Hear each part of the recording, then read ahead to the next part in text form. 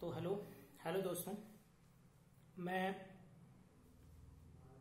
Pankaj sir CBSE board की physics के लिए लेक्चर्स बनाए जा रहे हैं और उसे आप पढ़ें और फिर इसके बाद आपको पीडीएफ फाइल भी अवेलेबल करा दी जाएगी और उससे आप नोट्स भी तैयार कर सकते हैं। तो आपको किसी भी प्रकार की दिक्कत नहीं होगी। तो हम लोग चलते हैं, अब स्टार्ट करते हैं। तो जो यूनिट नंबर 1 है वहां से हम लोग थोड़ा सा स्टार्टिंग करेंगे। तो यूनिट नंबर 1 एक्चुअल दिख नहीं रहा आपको, हम थोड़ा सा नीचे लिखते हैं। Unit number 1। इस यूनिट का नाम है इलेक्ट्रोस्टैटिक्स। ओके, यूनिट का नाम हमने लिख दिया इलेक्ट्रोस्टैटिक्स। एक्चुअल इलेक्ट्रोस्टैटिक्स में हम लोग उसमें पार्ट करके कर लेंगे कि इस इलेक्ट्रोस्टैटिक्स क्या है और इसमें हम किस चीज की स्टडी करेंगे और कौन सी चीज हम लोग इसके अंतर्गत देखेंगे, कैसी फिनोमेना होगी। तो हम लोग चलते हैं, थोड़ा सा इसको हम लोग पहले ब्रेक डाउन करते हैं। तो हम लिखते हैं कि भैया यहां पर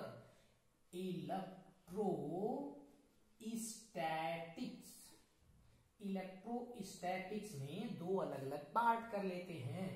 जैसे का यहां पर हुआ, इस इलेक्ट्रो को अलग कर लेते हैं और जो स्टैटिक है ना, इसे हम अलग कर लेते हैं। तो एक इलेक्ट्रो हो गया और एक स्टैटिक्स हो गया। तो भाई साहब, इलेक्ट्रो मीन्स इलेक्ट्रिक चार्ज, तो ये रहा आपका इलेक्ट्रिक चार्ज, राइट। और स्टैटिक्स मीन्स यहां पर क्या है, स्टैटिक्स मीन्स क्या भाई, एट रेस्ट। ओके, तो हम इसे पूरा डिफाइन कर ले, थोड़ा सा लिख ले डेफिनेशन शुरुआत में। तो हम लोग इसे क्या लिख सकते हैं भाई कि हम एक ऐसी फिजिक्स की ब्रांच की स्टडी करेंगे जिसमें चार्ज जो है वो रुका रहेगा, चार्ज मूव नहीं करेगा, लेकिन फिर भी वो बहुत सारी फिनोमिना दिखाएगा, बहुत सारी फिनोमिना बताएगा। कि हम लोग इसमें फोर्स के बारे में, इलेक्ट्रिक फोर्स के बारे में स्टडी करेंगे, इलेक्ट्रिक फील्ड के बारे में स्टडी करेंगे, इलेक्ट्रिक पोटेंशियल के बारे में स्टडी करेंगे और ये कहां से एराइज होता है, कौन इनको लेकर आता है। तो भाई साहब, इनको एक रेस्ट में रखा हुआ चार्ज लेकर आता है। तो हम लोग इस तरह की फिनोमिना के स्टडी करेंगे। तो आपको चलिए हम लोग इसमें थोड़ा सा लिख लेते हैं कि ये क्या है। तो हम यहां लिखते हैं कि जो ये है, it is the branch of, ये ब्रांच होती है, ब्रांच ऑफ फिजिक्स, ये एक फिजिक्स की ब्रांच है। इन विच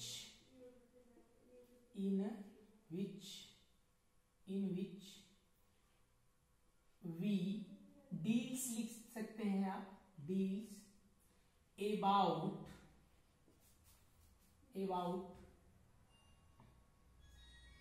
ए स्टेशनरी चार्ज, यानी कि हम एक रुके हुए चार्ज के बारे में इसमें स्टडी करेंगे और देखा जाएगा क्या हो। तो इसमें हम लोग एक चीज को इसमें से पुटअप करते हैं लाइक दिस, ये कि इलेक्ट्रिक चार्ज क्या है। तो हम यहाँ थोड़ा सा आपको बहुत शॉर्ट फॉर्म में हम जल्दी जल्दी बताएंगे आपको। तो इलेक्ट्रिक, इस पे अपन लोग टाइम ज्यादा खर्च नहीं करेंगे इस पे, चार्ज वगैरह पे समथिंग ना। तो चार्ज की थोड़ी सी हम हिस्ट्री जान लें कि जो चार्ज है वो कैसे, क्या क्या हुआ था, उससे कौन सा क्या प्रोवाइड हुआ था, क्या समथिंग हो गया था। तो जो चार्ज है उसका जो हिस्ट्री है भाई साहब, वो बहुत साल पहले, तकरीबन इतने ईयर्स आफ्टर की बात है, मतलब इतने सालों पहले की बात है।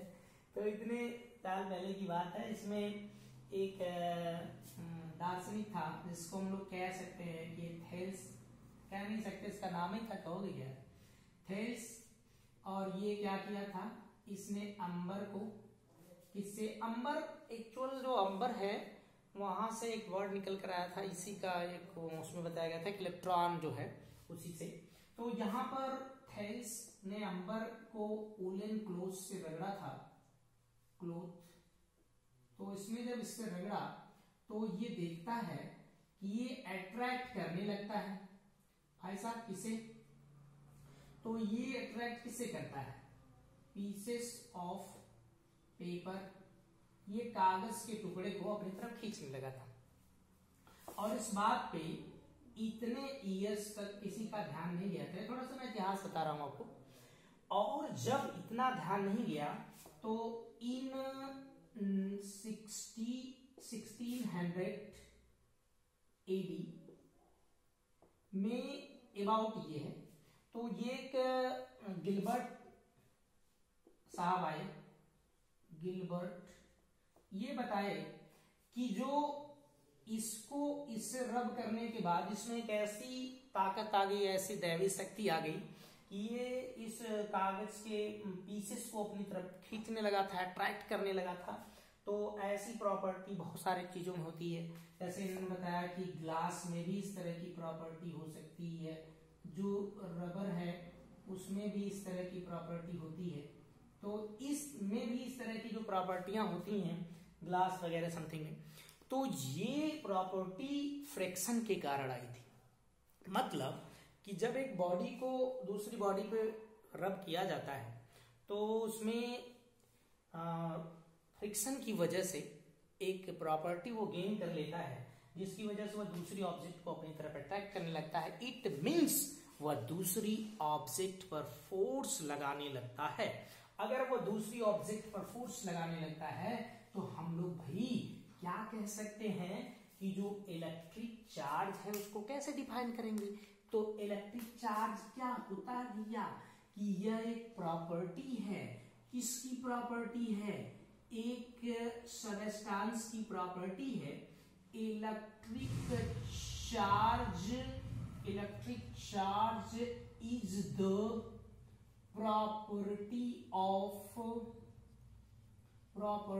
ऑफ एन ऑब्जेक्ट, यानी कि यह एक ऑब्जेक्ट की प्रॉपर्टी है। और ये ऑब्जेक्ट की प्रॉपर्टी जो है वो कैसी प्रॉपर्टी है, क्या करती है, तो ड्यू टू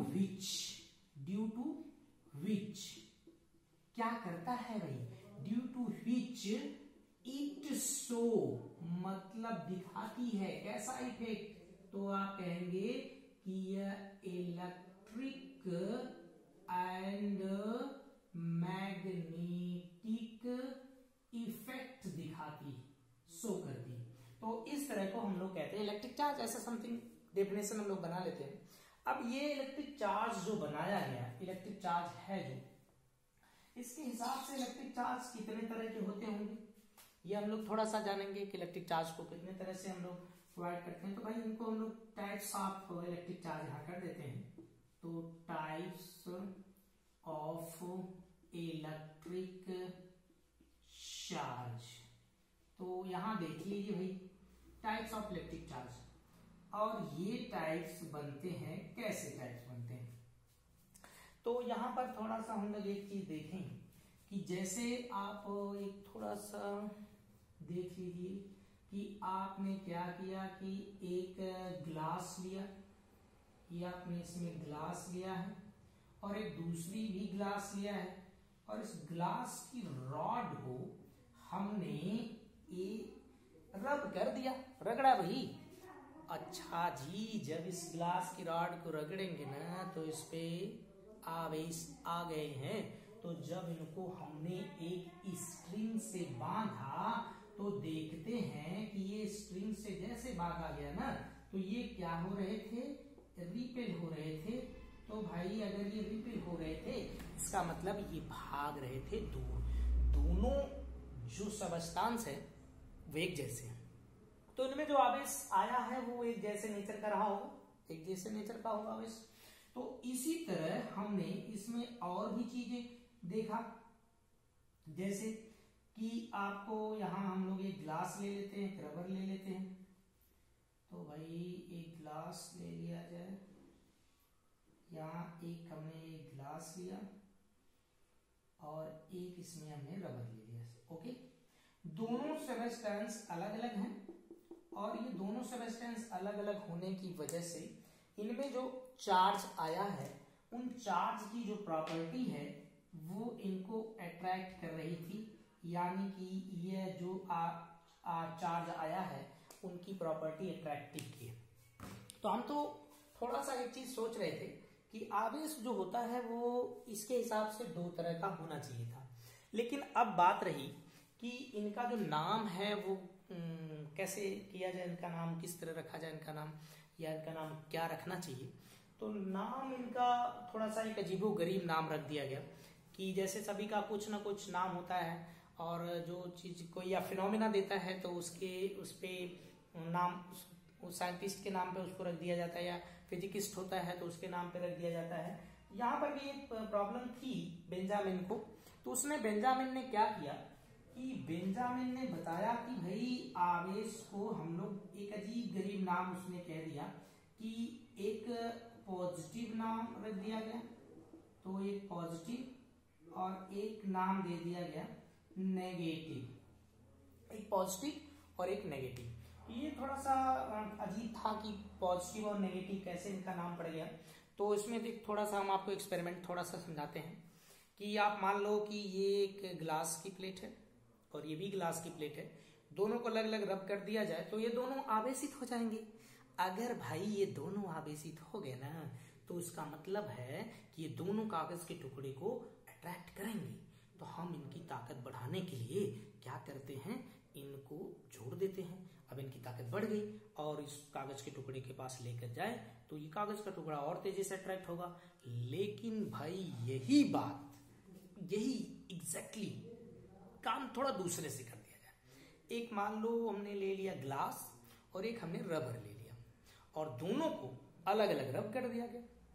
अच्छा, जब दोनों को अलग अलग रब कर दिया गया तो क्या होगा भाई, दोनों को रब कर दिया, दोनों पे आवेश आ गए, चार्ज आ गए, दोनों को एक में मिलाया, मिला दिया। अब मिलाने के बाद इनको उसके करीब लेकर गए कागज के पीसेस के पास, तो वो उसे खींच नहीं रहा था, ताकत उसकी खत्म हो गई। तो बात यहाँ ये निकल रही थी कि ऐसा काम, कोई एक चीज मिलती है दूसरी चीज उसके साथ मिलती है तो कोई तीसरी चीज बनती है, ऐसा रूल्स होता है, ऐसा हम लोग जानते भी हैं। लेकिन यहाँ पर दो चीजें मिलकर इरेज हो गई भाई, डिलीट हो जा रही है। तो ऐसा केवल और केवल मैथमेटिक्स में होता है, और वो मैथमेटिक्स में जैसे पॉजिटिव कुछ थिंग्स हो तो कुछ चीजें जैसे +5 है और इसी के साथ कुछ -5 हो तो ये समथिंग क्या होता है, 0। तो इसलिए इसका जो नाम पड़ गया, बेंजामिन फ्रैंकलिन ने रख दिया इसका नाम, तो उसने नाम रख दिया पॉजिटिव और एक का नेगेटिव। ओके, तब मिलते हैं नेक्स्ट वीडियो। Thank you.